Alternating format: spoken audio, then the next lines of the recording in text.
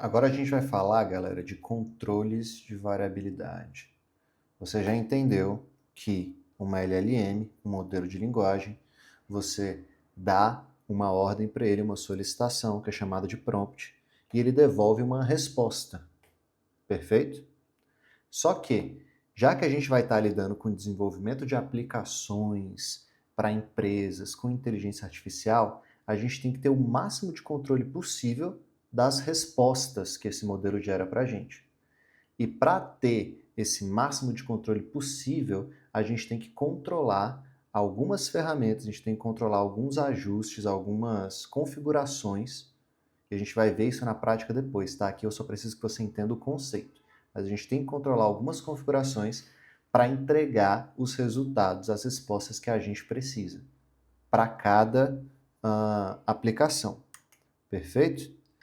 Começando por temperatura. Vamos lá, voltando aqui.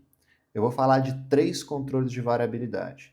Na grande maioria dos casos, só precisa desses 3.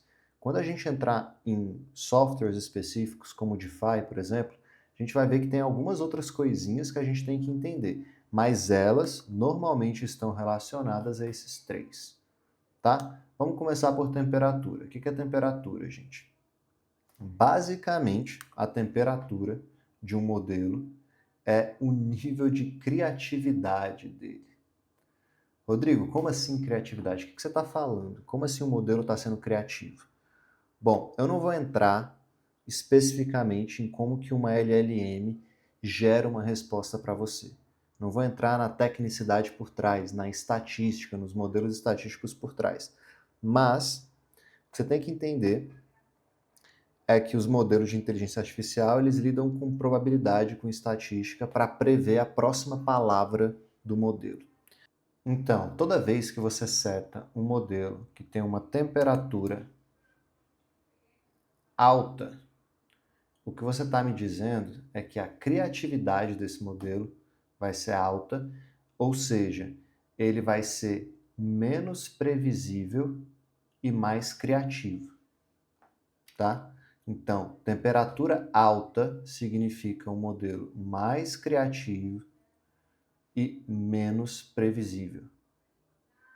Já uma temperatura baixa é um modelo menos criativo, só que mais previsível. Tá, Rodrigo, você falou, mas ficou abstrato ainda para mim. Cara, é simples. É muito simples. Um modelo mais criativo significa que cada resposta que ele vai te dar vai soar um pouquinho diferente. Ele vai tender, ele vai se permitir ser mais inventivo para te dar uma resposta. Vamos para um caso real aqui. Vamos supor que você tem um chatbot de atendimento ao cliente e o seu cliente sempre te pergunta qual o horário de funcionamento da sua empresa, tá? Se você tiver uma temperatura alta setada, ele é mais inventivo, certo? A criatividade dele é maior. Isso significa que o primeiro cliente que perguntar vai receber uma resposta que é diferente do segundo cliente que perguntar. Que também vai receber uma resposta que é diferente do terceiro cliente que perguntar. Todas essas respostas, se o seu modelo estiver bem configurado, vai ter o mesmo sentido. Todo mundo vai falar, não, a gente está aberto de 8 às 18. Só que o primeiro vai falar, nossa, que bom que você perguntou. A gente abre às 8 e a gente fecha ali pelas 18 horas, tá? O segundo já vai falar 8 às 18.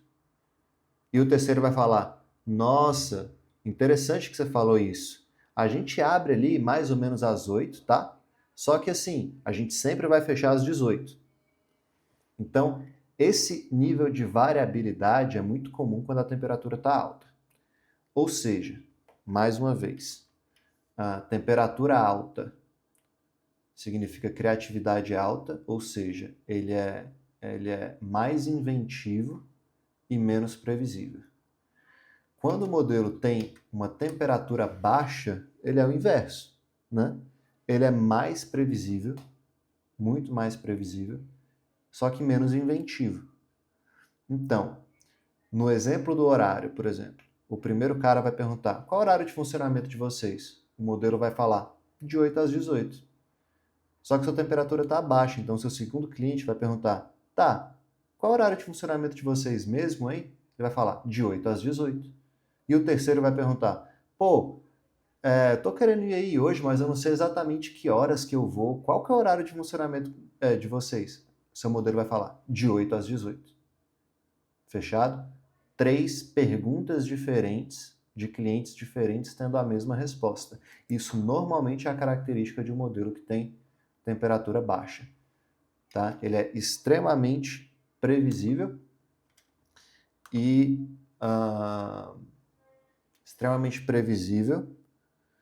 só que pouco inventivo. Essa é a característica de um modelo com temperatura baixa. Perfeito? Então, temperatura é esse modelo aí que vai medir a criatividade. Essa forma que a gente fala que talvez não seja a melhor forma de dizer, mas a temperatura é esse conceito que mede, digamos, a aleatoriedade das respostas de um modelo de linguagem. Já o conceito de top P e de top K, para você entender, você vai precisar fazer um exercício de abstração comigo. Você vai ter que entender e aceitar que você não vai conseguir entender exatamente por completo o que acontece nos bastidores, e mesmo assim você vai ser capaz de usar as configurações de top P e de top K. Quando a gente fala de inteligência artificial, pouca gente fala isso para vocês, mas a gente tem que tentar, às vezes, abstrair um pouco, aceitar que a gente não vai entender 100%, mas que se a gente entender 10%, a gente consegue manipular, a gente consegue desenvolver as soluções que a gente quer desenvolver. Tá? Top P. O que é o top P? É uma configuração que limita a geração do modelo, o conjunto de palavras que o modelo está considerando para calcular como que ele vai formar as frases. Perfeito? De forma geral, o top P baixo, ele limita as palavras candidatas, ou seja, as palavras que ele está considerando para preencher uma frase. Se ficou muito abstrato para você, não tem problema.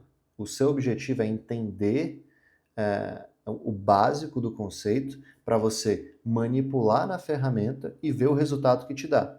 E se você não gostar do resultado que está gerando para você, você brinca com o top Q até você chegar no top Q ideal para te gerar os resultados que você quer. Mas o que você tem que entender é isso. Um top P baixo tem respostas mais previsíveis e um top P alto gera mais variedade.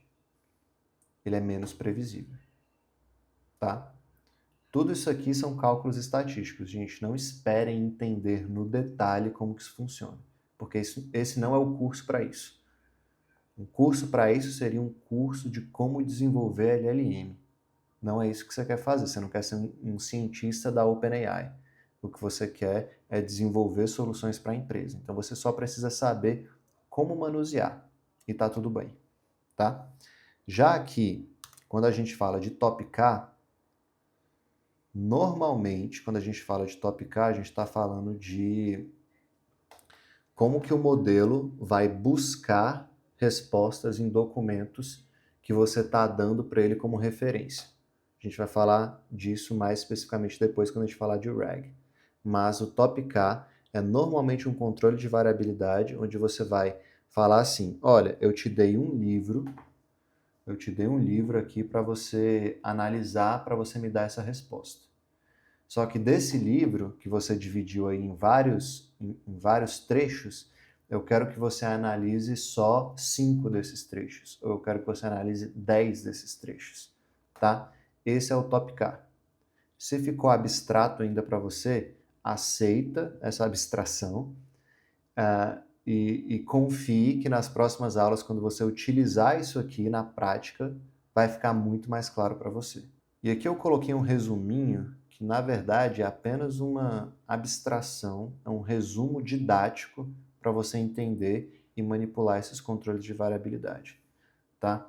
Se você entender isso aqui, você já consegue partir para as próximas aulas, tá? Entenda apenas que o top P, ele mexe em como que o modelo fala, ou seja, a saída do modelo, a resposta do modelo. Já o top K, ele mexe no que entra no modelo. quais são as partes do conteúdo da sua base de dados que o modelo está usando para processar e dar uma resposta, tá? Top P mexe na saída e o top K mexe na entrada, na quantidade de informações que entra para o modelo processar. Perfeito? Se você entender o conceito desses 3 controles de variabilidade, você já está mais que tranquilo para seguir para as próximas aulas.